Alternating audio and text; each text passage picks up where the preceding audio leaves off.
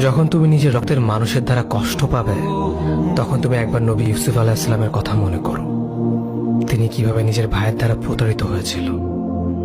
যখন তোমার বাবা মা না বুঝে তোমার বিরুদ্ধাচরণ করে, তখন নবী ইব্রাহিম আলাইহিস সালামের কথা মনে করো।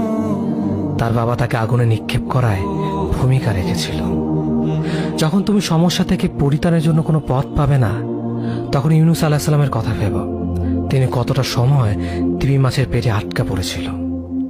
যখন তোমার নামে কেউ মিথ্যা অপবাদ ছড়িয়ে দেবে, তখন মা আয়েশা রাদিয়াল্লাহু আনহার কথা মনে করো। তার নামে পুরো শহর জুড়ে কুৎসা রচনা করা হয়েছিল। যখন তুমি অসুস্থ ব্যথার যন্ত্রণায় কাতরাতে থাকো, তখন নবী আইয়ুব আলাইহিস সালামের কথা ভেবো। তিনি ভয়ঙ্কর এক ভাইরাসজনিত রোগে আক্রান্ত হয়ে তোমার থেকে বেশি কষ্ট পেয়েছিল।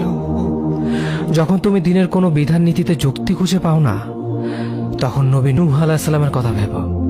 তিনি কোনো প্রশ্ন ছাড়াই মরুভূমিতে নৌকা তৈরি করেছিল।